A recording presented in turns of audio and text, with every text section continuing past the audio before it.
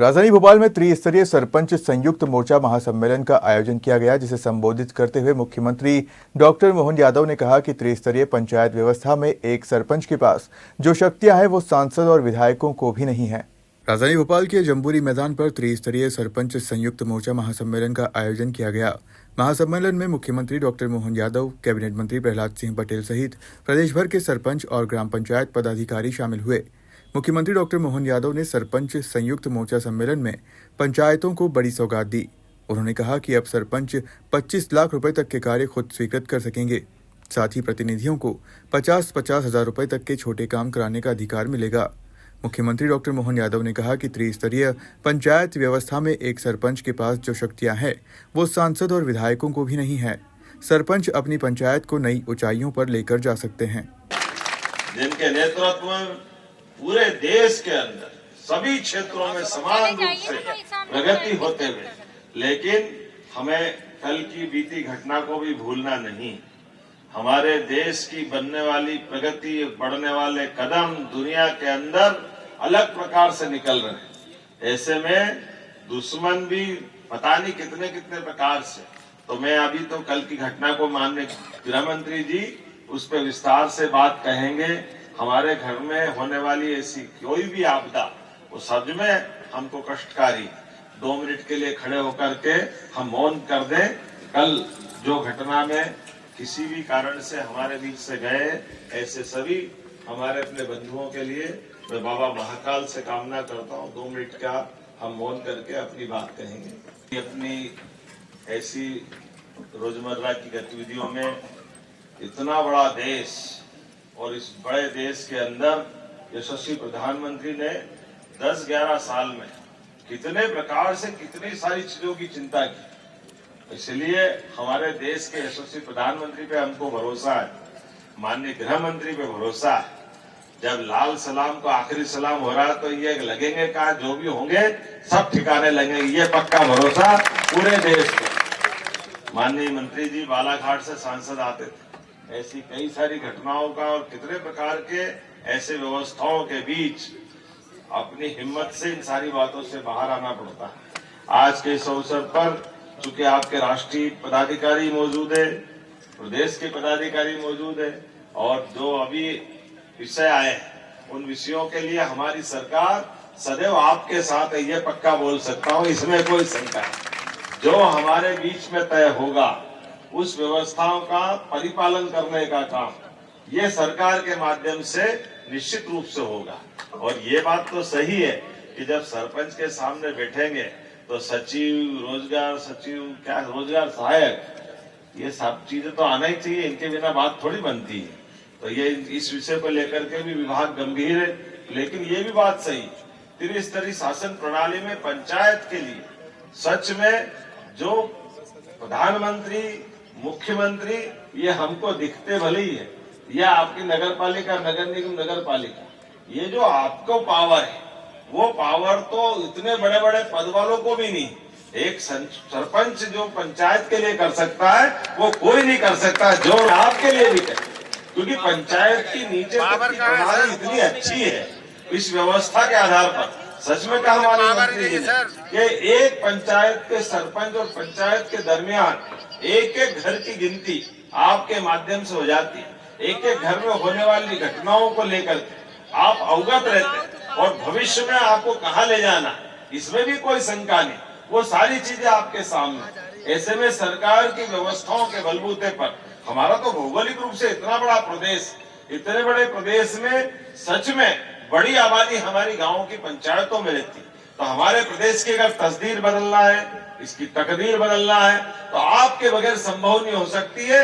ये पक्की बात है, ये आपके भरोसे से ही विकास का कारवां चल रहा है। इसलिए हमारी सभी योजनाओं के लिए आधार अगर हो तो पंचायत। इसलिए आप बताइए, मुझे ट्राइबल के अभी कुछ भाई बहनों ने अपनी तरफ से बात कही तो हमने कहा कि आपकी बात का भी विचार करेंगे।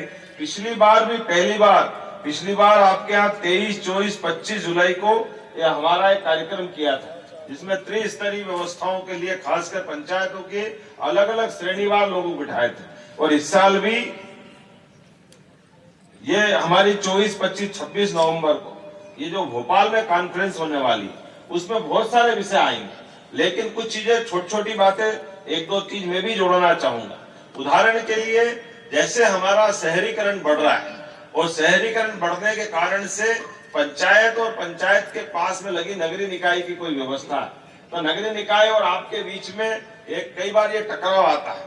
जब नगर निगम, नगर पालिका, नगर परिषद होती तो उनके पास पार्षद भी होते हैं, सीओमा भी होते हैं, बहुत सारी चीजें होती, लेकिन ठीक पास में पंचायत है। अब पंचायत के पंचायत सचिव और सहायक सचिव, इससे बड़ा कोई होता नहीं, और वो टीएनसी वीएनसी से लेकर बड़ी बड़ी अपनी कॉलोनी बनाने आते हैं, बहुत सारी चीजें होती। तो ऐसा कोई समाधान निकले कि हमारी पंचायत भी जिंदा रहे और वो विकास का काम भी बंद नहीं हो, इसका मैकेनिज्म बनाने की जरूरत है।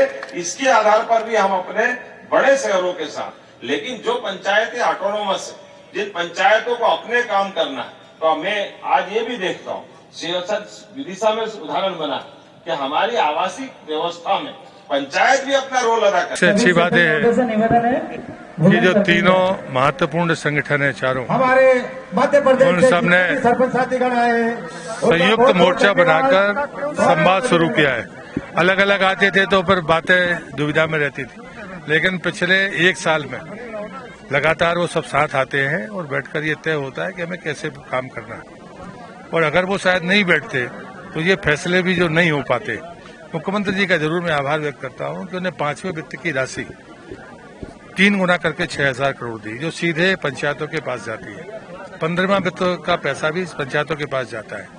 अब जरूरी है कि अगर स्वावलंबी पंचायत बनानी है तो उनको भी अपने सोर्स ऑफ इनकम बढ़ाने पड़ेंगे, लेकिन मानदेय है, जो उनकी स्थानीय समस्याएं हैं सचिव की या जीआरएस की, एक और था कि 25 लाख से ऊपर के या उससे कम 10 लाख से ऊपर के जिला पंचायत में जाते थे ईएस के लिए, मैंने उनको अधिकार 25 लाख का दिया।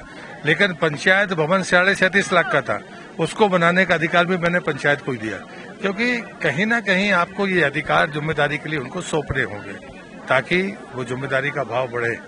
मैं मुख्यमंत्री जी का आभारी हूँ और इस बार आज से जो घोषणा की है स्वेच्छानुदान, उनके पास कुछ होता नहीं है तो 50,000 रुपया सरपंच के पास होगा, 5,000 10,000 कभी उसको कोई देने की नौबत आएगी तो वो दे पाएगा।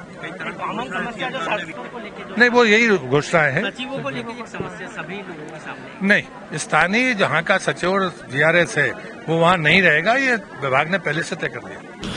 हमारी मांगे जो है बहुत लिमिटेड मांगे थी।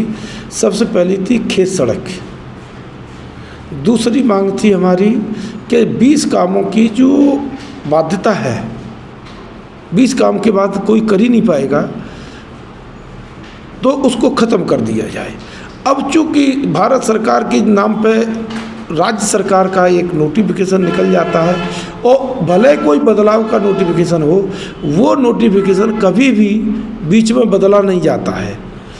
दूसरा, 20 काम के बाद जो हमारी 5वें वित्त और 15 वित्त की राशि का टीएस कराने के लिए जनपद सीओ अनावश्यक रूप से इन्वॉल्वमेंट कर दिया गया है, और जबकि वो पत्र डाल देता है सब इंजीनियर उसके बिना नहीं करते, तो ये कमी है हमारी। एक तो उसको हटाना था। दूसरा, पंचायतों में जो निर्माण कार्य में बजरी है, मुरम है, गिट्टी है, उठाने की छूट प्रदान करने की एक मांग थी। एक मांग थी हमारे जो है कपिलधारा कूप जो बनते हैं जो कृषि कार्य के, उनमें बंद कर दिए गए हैं, तो बहुत सी जगह परेशानी का सामना करना पड़ रहा है। एक मनरेगा में पंचायतों के जो भुगतान थे वो डीएससी जनपद पे स्तर पे है, वो ग्राम पंचायत स्तर पे दी जाए, इससे भ्रष्टाचारी खत्म हो जाती है। जो भ्रष्टाचारी का आलम है सबसे ज़्यादा, वो आलम भी बंद हो जाता है। भाई पूर्व में 2013 तक डीएससी ग्राम पंचायत पे थे। इस कोई ऐसी मांग नहीं है जो उस मांग को सरकार या माननीय मुख्यमंत्री जी नहीं कर सके। एक हमने स्वेच्छा निधि भी मांगी थी 2 लाख रुपए, तो उसके लिए आश्वासन 50,000 का माननीय मंत्री जी और माननीय मुख्यमंत्री जी ने किया। हमारी मांग थी कि जो मानदेय है विधानसभा में विधायक और सांसदों को संसद में बढ़ जाता है, चाहे जब बढ़ा लेते हैं 2-3 साल में, और हमारा 3-5 साल में कोई सुनने वाला नहीं है, तो हम भी अपनी बात रखी तो उस पर भी कोई बात नहीं हुई। 15 वित्त और 5वें वित्त की जो DPR बनती है तो उसको ऑनलाइन जब हो जाती है तो उसी को TS मान लिया जाए, जो पूर्व में 2017 और 20 तक यही व्यवस्था थी। दूसरा जो है उसे परेशान करके पैसे अधिकारियों के द्वारा मांगे जाते हैं, सब इंजीनियर हड़ताल पे, तो वो ASB जो है मूल्यांकन, वो मूल्यांकन की व्यवस्था पंचायत सचिव और GRS सरपंच कर लेते थे। तो ये व्यवस्था मांगी थी, पुनः हमको वापस कर दो, जो आप ही की सरकार ने 17 में किया था और 20 तक रहा, 20-22 के बंद हो गया, तो उसको दोबारा से लागू करना। एक मांग ये थी कि 93 में जो अधिनियम बना था, स्वराज अधिनियम, वो धारा 40 जो है सरपंचों को कभी भी नोटिस दे दिया जाता है पैसे कमाने के लिए जिला CO, तो उस पर से जिला CO से वो अधिकार हट जाना चाहिए, क्योंकि हमारा सरपंच जनप्रतिनिधि है।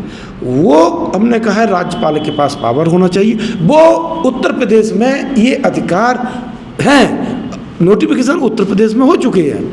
ये हमने मांगे रखी थी, मूल मांगे। जय हिंद, जय भारत।